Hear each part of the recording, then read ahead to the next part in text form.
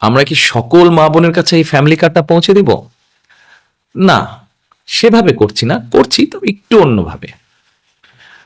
বাংলাদেশে আমরা যদি পরিবার হিসেবে দেখি, 4 কোটি পরিবার আছে বাংলাদেশে। 70% মতন গ্রামে থাকেন, 30% মতন পরিবার শহর অঞ্চলগুলোতে থাকেন। আমরা কাজটি শুরু করব পরিবার ভিত্তিক। প্রথমে গ্রাম থেকেই শুরু করব, শহরেরও কিছু কিছু অংশ নেব। যেই শহরের যেই অংশগুলোতে সাধারণত দরিদ্র, নিম্নবিত্ত, নিম্ন মধ্যবিত্ত মানুষ পরিবারগুলো থাকেন, সেই পরিবারগুলোকে দিয়ে। এখন আসেন আপনাদেরকে বলি কাদেরকে দেব। ধরুন আপনি একজন গৃহিণী, আপনি একজন মা, আপনার পরিবারের সদস্য সংখ্যা হয়তো 5 বা 6।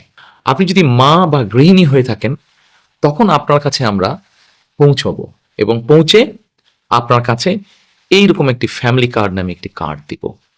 এই কার্ডটির মধ্যে আপনার নাম থাকবে, এই কার্ডটির মধ্যে একটি নাম্বার থাকবে, এই কার্ডটির মধ্যে মেয়াদ থাকবে এবং এই কার্ডটির মধ্যে স্ক্যানিং করার মতন একটা দাগ থাকবে অনেকগুলো।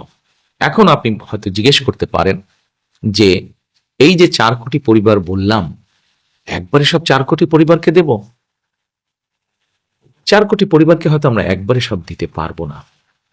আমরা ধীরে ধীরে পরিবারগুলোর কাছে যাব, তবে আমাদের চেষ্টা থাকবে সকল পরিবারের কাছে পৌঁছানোর। এখন আসেন, এই ফ্যামিলি কার্ড তো দিলাম, কিন্তু লাভটা কি হলো তাহলে আপনার?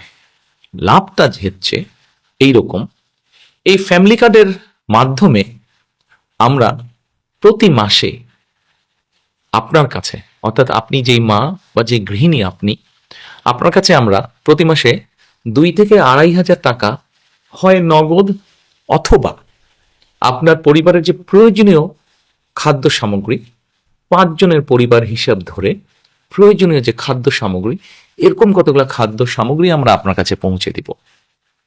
তাহলে কি হতে পারে?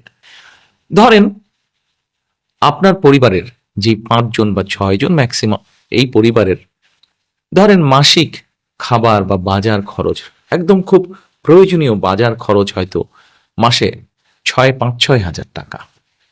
এখন আপনাকে যদি সরকার থেকে প্রতি মাসে 2 থেকে 2,500 টাকা দেওয়া হয়, অথবা 2 থেকে 2,500 টাকার সমপরিমাণ মূল্য প্রয়োজনীয় খাদ্য সামগ্রী আমরা সরকার থেকে যদি আপনাকে দিতে পারি, তাহলে এই মুহূর্তে আপনার পরিবারে যে 2 থেকে 2,500 টাকা খরচ হচ্ছে, যেটি এখন আপনি নিজে থেকে খরচ করছেন, এটির একটি সাপোর্ট আপনি পেলেন, এটির একটি সহযোগিতা আপনি পেলেন। ফলে আপনার নিজের যে টাকাটি খরচ হচ্ছে বা যে অর্থ খরচ হচ্ছে ওটা কিনতে, সেই টাকাটি আপনি আস্তে আস্তে জমাতে শুরু করতে পারলেন।